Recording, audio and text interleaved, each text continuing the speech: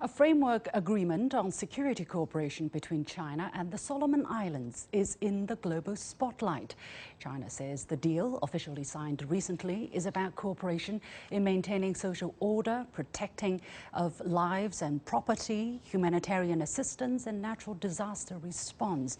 The Prime Minister of the Solomon Islands said the pact would not allow China to establish a military base there. Nevertheless, the agreement has raised concerns within some countries, particularly in terms of security in the South Pacific. There's even talk of a potential military response from regional countries. So what is the agreement all about and why is it ruffling so many feathers?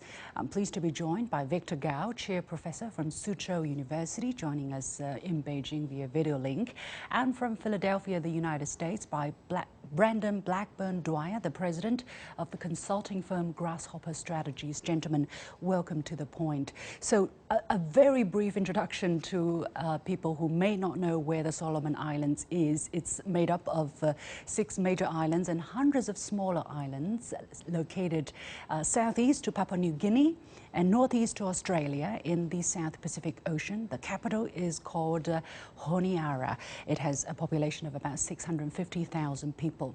So, Dr. Gao, let me go to you. In a recent press conference by the Chinese Ministry of Foreign Affairs, Chinese spokesperson Wang Wenbin made a few points to help people understand this pact, and he said that the two sides, meaning China and the Solomon Islands, will conduct cooperation in such areas as maintenance of social order, protection of the safety of people's lives and property, humanitarian assistance and natural disaster response in an effort to help Solomon Islands strengthen capacity building in safeguarding its own security. Exactly what does it mean? What does the cooperation mean between the two sides? Thank you very much for having me. First of all, allow me to re-emphasize one simple point, that is both China and Solomon Islands are sovereign countries which have complete discretion to decide what they want to do between themselves. And there is no overlord for Solomon Islands. So for China and the Solomon Islands to sign such a security cooperation agreement between them, it is completely, according to international law, completely legitimate, and no foreign country other than China and the Solomon Islands have any legitimate reason to object to such a security agreement between China and the Solomon Islands. And also suffice it to say that China is the largest trading partner of Solomon Islands, and in the Solomon Islands there is a large Chinese diaspora over there. And as an island country, Solomon Islands is also prone to climate change impact, rising of the sea level, for example. So it is imperative for people in Solomon Islands to make sure that their security in multiple ways will be protected in times of uncertainty in the world. Therefore, for China and Solomon Islands to agree to cooperate will be a very positive sign, and it is completely according to domestic laws of the Solomon Islands. And I think, don't be surprised with such an agreement, because in the future there will be more such agreements between China and many other countries going forward. Therefore, I think we need to really see what exactly is happening between China and the Solomon Islands. This is an agreement for peace and stability and for development and for maintaining stability as well as security in that island country. Brendan, what is your understanding of this pact? For instance, against the backdrop that Solomon Islands announced it would sever its so-called diplomatic ties with Taiwan in September 2019. Of course, many people without and within the country were not happy about this decision.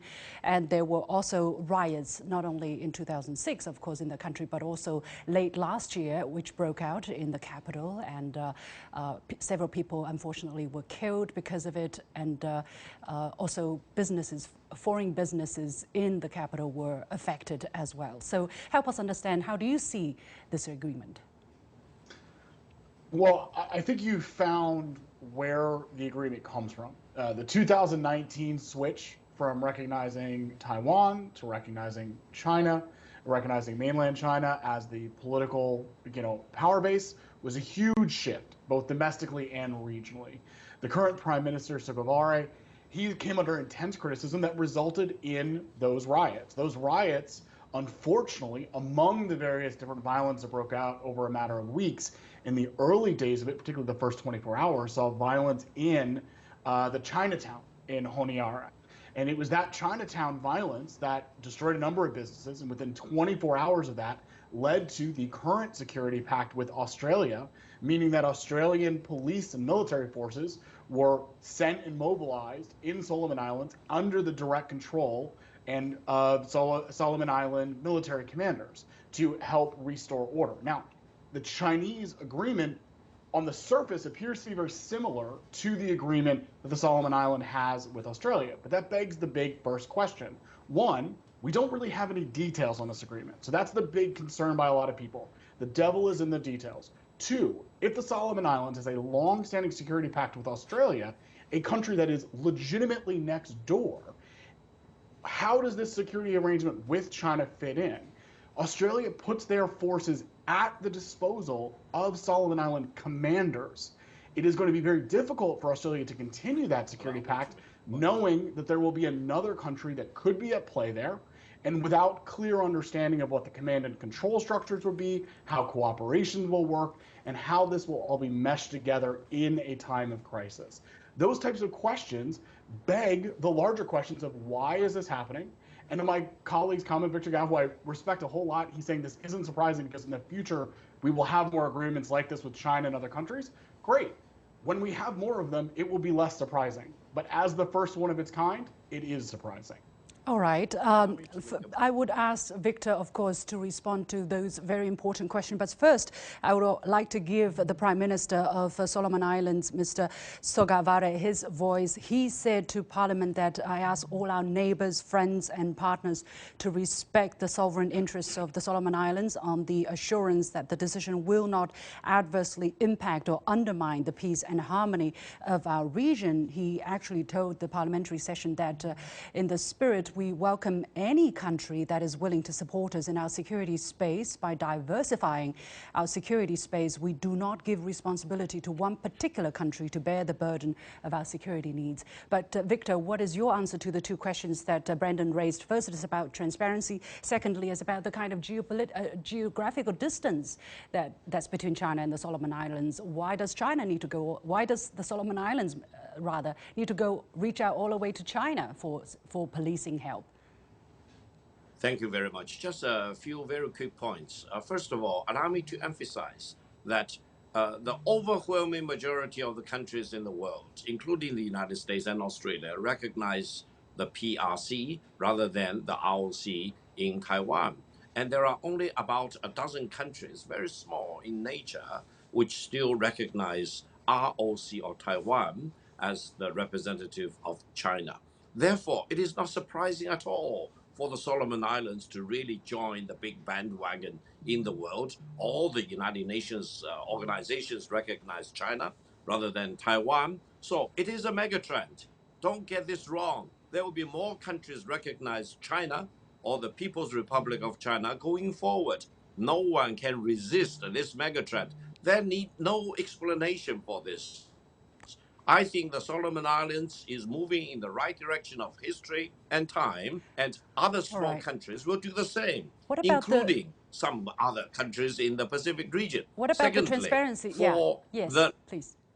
For the security agreement, it is not up to Australia or up to the United States to decide this security agreement between China and the Solomon Islands. It's completely within the discretion of China and the Solomon Islands. Further, the Solomon Islands is more than 1,000 kilometers away from Australia.